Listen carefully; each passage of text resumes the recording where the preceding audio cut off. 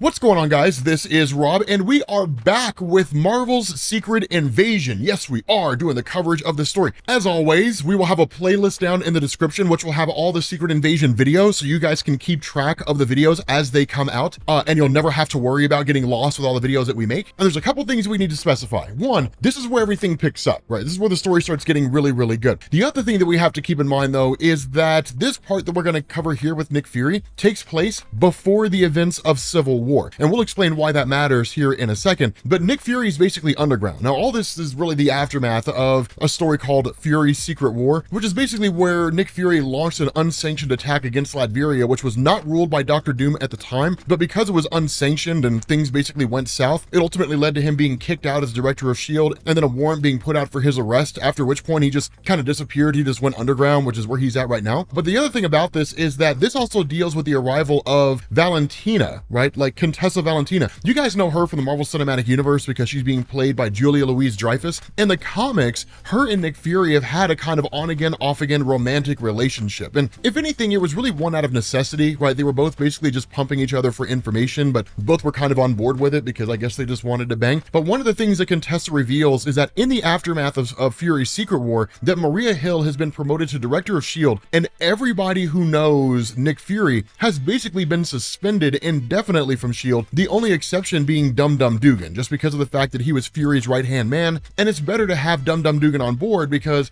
Dugan's alliances are to Fury, but they're also to doing the right things, so he could kind of go either way. But the thing about this is that, of course, the two of them end up spending the night together, and then when they wake up the next morning, Contessa tells Fury she's gonna go get breakfast. Now, one of the things to know about Nick Fury, because in Marvel Comics, what you have right now is you've got like the black guy Nick Fury, right? Samuel Jackson Nick Fury, or Nick Fury Jr. as they call him. This is back in the day when you had like the old white guy Nick Fury. And so what this means is that this version of Nick Fury was always suspicious of everybody, and he would literally just stay suspicious until you gave him a reason not to. Now, a lot of that's just because of his time fighting in World War II with the Howling Commandos, becoming a CIA agent, then become director of S.H.I.E.L.D., that kind of a thing. So his life is literally just mired in war and in suspicion. And the result of this is that when Contessa leaves, he activates a device on his wrist that allows him to bend light around him, making him invisible, and then follows her. And what he realizes is she's actually meeting with somebody who appears to be part of just some group out there that maybe has it out for Nick Fury or whatever the case is. But the kind of things they're saying confirm the suspicions of Fury when they're saying things like, well, I have his trust, give me time and I'll get the information we need, so on and so forth. But obviously this is either not Contessa, or Contessa is working and turning against Fury and is likely going to try to turn him over in some capacity. And so when she arrives, Nick Fury is already ready. He's literally got a gun in his hand, he's sitting in a chair, and he's like, who are you really? And of course, one of the things to know about Fury is he'll ask that question a couple times. If Nick Fury asks you that question, who are you really? Assume it's rhetorical. Assume he already knows the answer, that you're not who you claim to be. And where she tries to sort of dodge and bob and weave and like, what are you doing? Put the gun down, like that kind of a thing. He literally is just like, one more time, who are you really? And he's showing no signs that like he kind of believes her or she's getting him to let his guard down. You know, it's one of those things where he's like, who were you really? And when she doesn't answer the question, he immediately shoots her and she turns into a Skrull. And that's when Marvel basically confirms Nick Fury is the first one to figure out that Skrulls are invading Earth. He's the first one to find out what happens. Now, in terms of the Marvel Cinematic Universe, that's probably going to end up happening with Samuel Jackson. He's going to be the first one to realize what's going on. So they're basically taking the element of this story and carrying it over to the MCU regarding his character. But following that, he basically goes to a rooftop. He spies on the guys that the Skrull was meeting with, and he realizes they're speaking in a Skrull dialect. So he's like, okay, she's not the only one. It's not a one-off, right? Like there are multiple Skrulls on Earth. Now the question is, what do they want? And so what he ends up doing is he actually breaks into the S.H.I.E.L.D. helicarrier, like its main base of operations. And when he gets in, he starts talking to like Maria Hill. Now, that's the other thing about Nick Fury. Nick Fury was ridiculously capable. And it's kind of funny because he basically knows S.H.I.E.L.D. inside and out, because a lot of the systems that S.H.I.E.L.D. uses, he developed or had them developed for S.H.I.E.L.D. So he literally knows all the back doors, he knows how to sneak in, and even when S.H.I.E.L.D. went back and modified the systems, because obviously why would you move into a house and never change the locks when the previous owner leaves, that even all of that, Nick Fury's so capable, he can still get in undetected. That's just how good he is as an agent, right? He's just that capable. And so Maria Hill is initially taken off guard, but Nick Fury does not come here to provoke a fight. He comes here to basically tell her, there's some things you need to do, right? Because remember, this takes place before Civil War. So for those of you guys who are unfamiliar with what that means, During the events of Civil War, because Maria Hill had effectively just bungled the entire superhero conflict, and because she operated with too extreme of a hand, in a lot of ways, it was her feeling underestimated by the people around her, so she was just overcompensating and torpedoed her career in the process, that Tony Stark ends up becoming the new director, which is actually what you'll find when we transition into the next part of the story in this video. But the thing about this is that at this point in time, she's the head of S.H.I.E.L.D., right? She's the one running the show. And so that's why Fury's like, now that you have this gig, now that you have this job, Fury 1 already knows she's not a Skrull, right? He's looked into her, and we'll find out how he does that here in a second. But he basically already looked into her. He knows that it's actually Maria Hill. He literally tells her, you're surrounded on all sides by people who have it out for you, i.e. Nick Fury saying, there are a ton of Skrulls on this ship. He's not telling her they're Skrulls, but he's like, there's a ton of people here who have it out for you, and it's only a matter of time before they make that move against you. Number two, whenever you have that itch on the back of your neck, that feeling of uncertainty, that's your gut talking to you. Learn to trust it. Learn to believe that. And what you need to do is start developing life model decoys. Make like a dozen of those things, right? And just start sending them out whenever you're unsure about what's going on. Whenever you get that little feeling on the back of your neck and your gut is telling you something's off, send a life model decoy in your stead. And the last thing he says is like, I'm going to be watching you. I'm going to be keeping an eye on you. And if at any point along the line, I think you're not who you really are, I'll kill you on the spot, right? Like basically, if she's replaced by a Skrull, I will take you out. And so Maria Hill has no idea what Nick Fury's talking about. But one of the things to notice here is that while her loyalties are to S.H.I.E.L.D., and while she does basically activate a code white, which is the highest level code they have available, like basically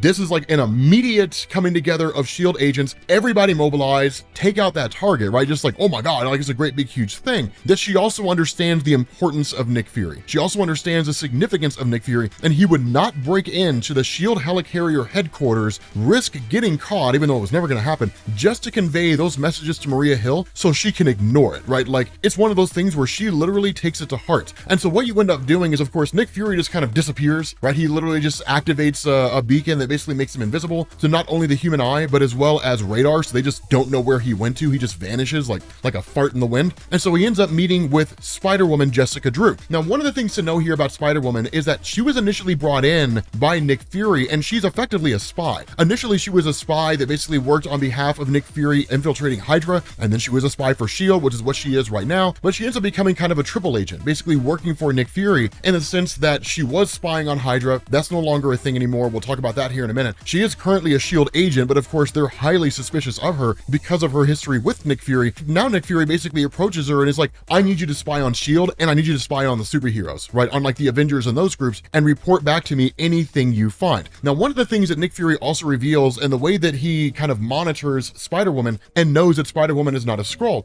is that he's basically been keeping an eye on her for 2 weeks. He's literally just been watching her this whole time, watching her movements, watching her comings and goings, everything. And it's kind of a funny thing because Nick Fury is just that suspicious of everybody he meets. But when she starts asking him questions like, why do you want me to spy on superheroes and S.H.I.E.L.D., and you're basically turning me into a triple agent, the response of Fury is, because it's a much bigger thing and that's all that I can tell you. But again, it's one of those situations where when Nick Fury shows up on your doorstep and says, I need you to do something for me, you usually assume it's for the greater good, because Nick Fury never really does anything for extremely selfish motivations. He never really does anything to just cover himself up, right? And so ultimately, because of the respect she has for Nick Fury, that Spider-Woman gets on board. And so what this does is it transitions over to a regathering of the Illuminati. Now, this is when we talk about kind of the bigger picture. Anybody who's read anything online about Secret Invasion, most all of you have heard somewhere along the line the idea that the superheroes learned about Secret Invasion because it turned out Elektra was a Skrull. So that happened in a New Avengers story. It was a 5-part story, and we can cover it if you want to, but it has nothing to do with anything until you get to like the last 2 or 3 pages when Elektra dies, when the New Avengers launch an assault on the Hand, which is like a mystical ninja organization. And when Elektra dies, she turns into a Skrull. That's all you really have to know, right? Following that, basically what had happened is Spider-Woman had taken the body of Elektra to Iron Man and was like, what in the hell is going on? Like, what is this? Like, why do we have a Skrull on the Avengers team? What's happening here? And so with Iron Man having no idea what was going on with that, he basically brings the body of Elektra to a new gathering of the Illuminati. And when they all come together, they don't even know what's going on, right? Like Iron Man's the only one that knows what's happening. And in fact, even when Namor shows up, Namor believes it's the body of Captain America, because this segment takes place after the events of Civil War and even after the death of Captain America, which was not technically part of Civil War. But ultimately, Iron Man's like, no, this is a Skrull. And so it's kind of like, okay, like, how did a Skrull infiltrate the new Avengers? And that's the question of Tony Stark is, I don't know. Like, we don't know. Like, we didn't even know she was a Skrull. Nobody knew she was a Skrull, right? Like, what's going on here when it comes to the new Avengers? There's two people on that team who would have immediately picked up on the fact that she was a Skrull. The first was Peter Parker's spider sense. And even if Peter didn't know exactly what was going on, because every time Spider-Man looked at Elektra, his spider sense would have gone off, even though it just would have seemed weird. Maybe Elektra had it out for him. He would just kind of be suspicious. With Wolverine and all of his enhanced senses, he would have immediately been able to pick up on the fact that's not Elektra. But for whatever reason and by whatever means, the Skrulls can evade that. The Skrulls can literally dodge Spider-Man's spider sense so it never goes off, and Wolverine's senses never detect that they're not who they claim to be. And so it's one of those things where it's like, okay, how did this start? And that's when Iron Man's like, we're the ones who did it. Like, how do you think it started? We caused this. And so of course, this references the last video we did, which of course, again, you're welcome to check out the playlist in the description so you can keep track of it all, so you won't get lost with all the videos that we make here on the channel. But in that video, we talked about how when the Illuminati first formed, the first thing they did was show up to the Skrull homeworld and basically tell them, if you bring your war with the Kree close to Earth like that again, we will annihilate all of you. And the response was the Skrulls basically took them captive and then started basically working on their genes, or trying to find a way to understand their genes. And then at a future point in time, when the Skrull world was destroyed by Galactus, that the Skrulls began the process of replacing superheroes on Earth. And so where the members of the Illuminati are kind of full of hubris and are just sort of like, no, man, like all we did was go there and warn them and that kind of a thing. Iron Man's like, no, we caused this. Like, we're the reason why this happens. We can't tell anybody that, right? We can't tell anybody that we're the reason this whole thing happened.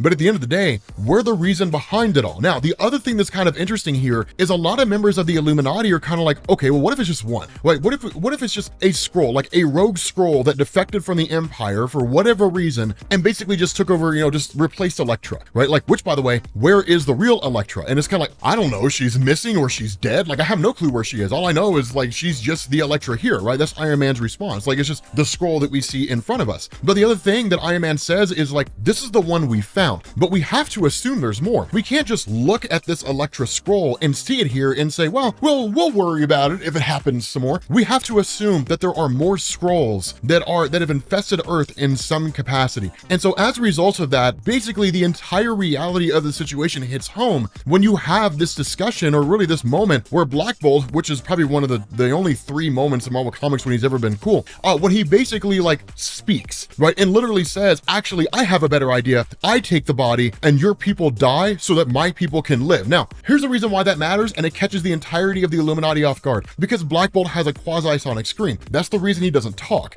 because if he were to talk, he'd probably kill everybody in the room. But the fact that Black Bolt can speak without basically putting off or really just releasing his voice tells them right off the bat, that's not Black Bolt. But even that realization is irrelevant, because as soon as it happens, he basically lets off an enormous amount of energy that doesn't really kill everybody here, but certainly incapacitates them for a moment and takes them off guard. Now, of course, they're basically shielded just because of their insanely fast reactions, but this Skrull, and it's one of the cool things about it, because this Skrull had replaced Black Bolt, remember, when the Secret Invasion project was undertaken by the Skrull Empire, they have the ability to mix and match powers however they see fit. So they could literally create a Skrull or give the abilities to a Skrull that has the powers of Spider-Man and Wolverine all rolled into one if they chose to. In this instance, because this Skrull is infiltrating the Illuminati, it has all the powers of the Illuminati. It's got the telepathy of Charles Xavier, the strength of Namor the Submariner, the elasticity of Reed Richards. Like, it has all those things, right? Even the quasi-sonic scream of Black Bolt. Of course, in this instance, it can control the scream instead of it controlling him.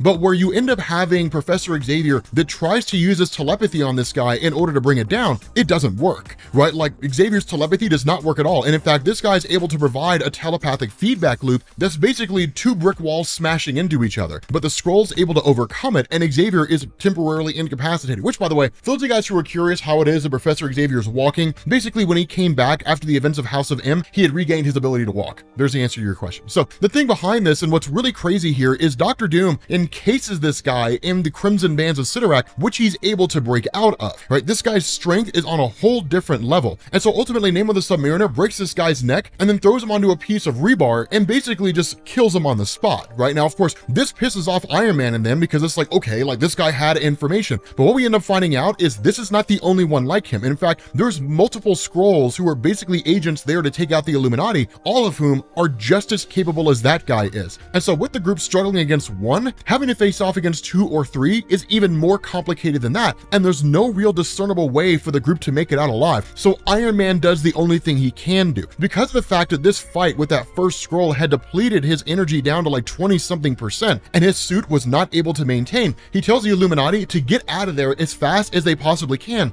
He taps into a nearby nuclear reactor, like he literally supercharges his armor and then just lets off all this atomic energy in a massive blast. Now, the funny thing about this is no one knew that Iron Man can do that. This is one of those instances when Iron Man is basically given a new power that we never saw before. So it is cool to be able to see him tap into a nuclear reactor, absorb all that nuclear energy, and then let it off in the form of what's effectively a small scale, like a small yield nuclear warhead. It's pretty awesome to see because he's basically now a walking, talking nuclear bomb. So that's kind of nuts. But Iron Man also says, like, the Skrulls didn't know that I could do that either, but now they do. And now that they do know, it won't work twice. It's not going to work again. So this is kind of Marvel's way of saying, like, you're never going to see this power again in Marvel Comics, at least not in the form of this story. But the important thing here, and what's really crazy, is Xavier picked up on something. That when Xavier tried to read the mind of that Skrull, he came to this realization that yes, the Skrull replacements or duplicates, if you want to call them that, were able to dodge the abilities of like Spider-Man and Wolverine and being able to detect that they were actual Skrulls, but they can also dodge the telepathic abilities of telepaths indirectly. And the reason why is because telepaths basically rely on, of course, the mental patterns, the thoughts you have going on in your head to understand what's happening here. But what Xavier says is that Skrull believed he was Black Bolt. Like that Skrull legitimately thought he was Black Bolt and in turn turned against all of us. Now, of course, in that moment when that Skrull turned against them, its true thoughts became manifested, its true thoughts were real. But what Xavier's saying here is that when they all came together in the first place, and Xavier was reading the thoughts of Black Bolt before he revealed himself as a Skrull in order to know what Black Bolt was thinking in their meeting, as far as Xavier was aware, that was Black Bolt. So until such a time as a Skrull reveals their true motivations and actually activate themselves and reveal themselves as a Skrull and stop being the person they're pretending to be, there's no conceivable way for a telepath to know that it's actually a Skrull. That's why this is a secret invasion. That's why the secret invasion event even happened in the first place, because there's no way for the superheroes on Earth to basically detect that a person is an actual Skrull. What this does is it basically starts to destroy the trust between the members of the Illuminati, which had already walked a knife's edge, right? They already came together, but they did it because they felt like they had to, not because they truly wanted to. And because that trust was already so flimsy in the first place, now that they're all facing this situation where the reality is any of them could be a Skrull, there's no way to know for sure. Namor the Submariner is the first one to be like, I don't trust any of you here. And he leaves. And that sows the seeds of doubt among the rest of the team, because while they don't openly come out and say it, it's literally the standoff at the end of The Good, the Bad, and the Ugly. They're all just kind of looking at each other. And it's like, are you a Skrull? I don't know, are you a Skrull? Like, it's a more serious version of like the Spider-Man meme. That's basically what this is. And so ultimately, even if only for a temporary moment, the entirety of the Illuminati seemingly disband. With that being said, guys, we're going to bring this video to an end. Thank you all for watching, and I will catch you all later. Peace.